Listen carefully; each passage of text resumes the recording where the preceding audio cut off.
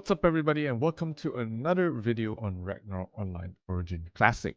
Now today we'll be covering one of the most talked about builds in RO Classic so far, especially for the High Wizard class. It is the Storm Gust High Wizard.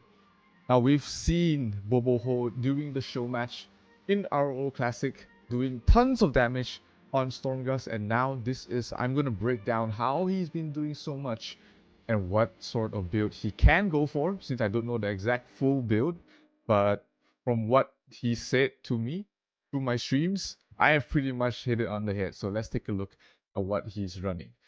Stat wise, it's pretty simple, straightforward, same as the previous High Wizard video that I posted. Is pretty much the same stuff. The only difference is whether you want to go maximum vit or maximum luck for more crit res, but otherwise it's pretty much the same. You want enough dex for almost max fixed cast time, so when you get blessing you get 60% fixed cast time and global cooldown as well. So the crux of this build comes down in towards the skill build. Now we know that his Storm Gust does a lot of damage, and that is only possible with a level 10 Storm Gust. Level 10 Storm Gust does 4500% plus 750 water M damage, with which is instant, right? The difference between Meteor Storm and Storm Gust is that Storm Gust damage is instant. It procs instantly when it hits the target, and it does not require the target to stand inside the Storm Gust to take full damage. Now there is a weakness in Storm Gust, which I will talk about later, but essentially you need level 10 Storm Gust. Now to round out the rest of the build, you want to get level 10 Quagmire. This is one of the most OP skills in the High Wizards kit.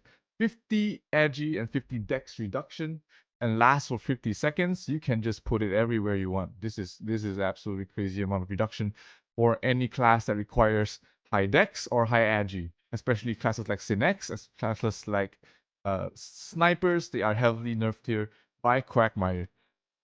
I also go for something special, is level 10 Frost Diver. This allows me to have a little bit of safety when I'm being chased down by Synexes. I use the Frost Diver to create some space, since Storm Gust does not freeze them.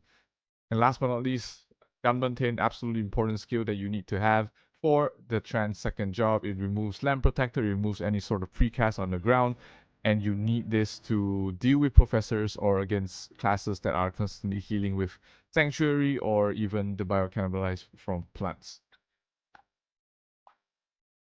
Otherwise, it's the same setup as my previous High Wizard. It's going to be Day, Space, Light, Day, Space, Time, Sky, and Faith. And on the defense, Dark, Light, Grace, Justice, Soul across all 5 feather tiers.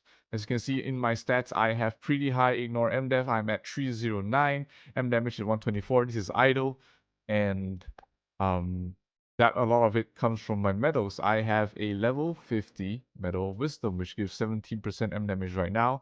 As you can see, I also have 40% Medal of Charm and level 30 Medal of Tempest to provide a little bit of survivability, and those are the most important things. Enchant wise, it is pretty much the same as the previous High Wizard video. You can check that out if you haven't really watched it. PvP techniques, Vit or Crit Rest, you have to choose one. Magic Boon all the way, and PvP and Ignore MDef if you can get it. That would be the best way to go. Now, there's a lot of questions about the accessories as well. Do I need 1 expert ring? Do I need 2 expert rings? Can I just go Orleans? For this Storm Gust build specifically, you rely a lot on chaining your skills, because Storm Gust will have a very apparent weakness that you need to follow up with a secondary DPS. But you can, of course, once you have your curse weapon already at a refined 12 and above, you can start using double Orleans. The global cooldown reduction,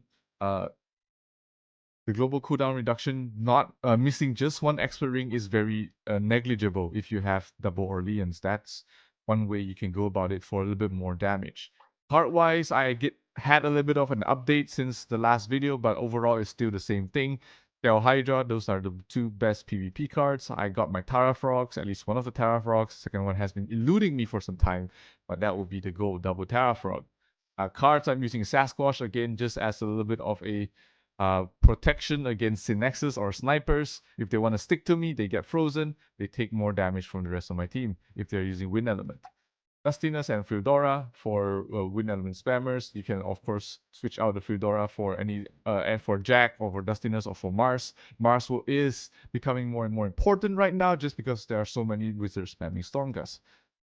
Moonlight Flower card, I'm using Infernal Nightmare because I got it. This Holy Light does about 7 to 10,000 damage, so it's nothing to scoff at. If you don't have this, you can just use Verit, that is absolutely fine. Wraiths all around for the accessories. I don't have the last Wraith, but I'm looking to get it once I get a little bit of luck on Snap. Illusion Orc Hero and Marduk absolutely required, and right now I'm using double Baby Pacifier. Once I do get the Doppelganger cards, these will be swapped out to the Doppelganger, which will allow me to have 11% medium reduction.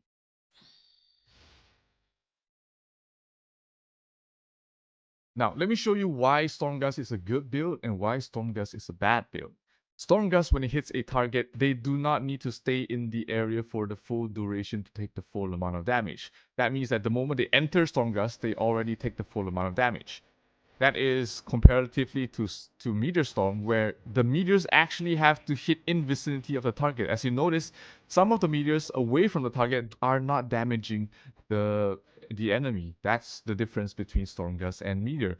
But the problem with Stormgust is that even if each Stormgust, you can only hit the target once. So this is a one-time burst damage that does not happen again despite them staying in the same area. Meteor Storm, on the other hand, if they continuously hit on the enemy, as you can see, if you put them right on the middle, the damage output is actually higher if every single meteor connects.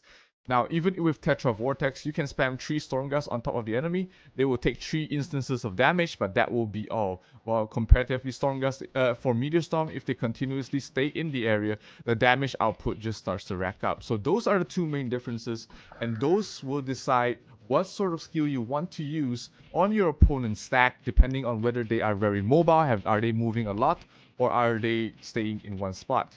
Now, I haven't talked a lot about the Lord of Vermilion skill. I have it at level 1 just for the blind status. The blind status is very important against classes like Synexes, Dorams, and Snipers, Dorams especially, because you can blind the summons from the Dorams, and they will not be able to target anyone. Now, I did not notice this was such a long cooldown, so I might have to rethink this to whether go for Lord of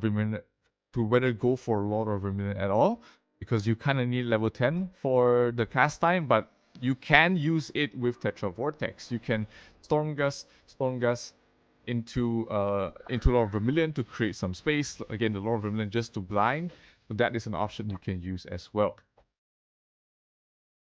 That's it for this video. It's a quick and short one. I hope you guys enjoyed it. I hope you guys learned something about it, especially on how multiple ways High Wizard can be played. Stormgust is definitely one of the ones that have been popping out recently with the amount of damage Bobohoo was doing. But I reckon that it will start losing its effectiveness soon once people start running Mark card, once people start running the Mars card on the garment. But until then, we can enjoy this to its fullest. Until the next one video, guys, I'll be seeing you guys real soon. This is Zero, signing out. Peace.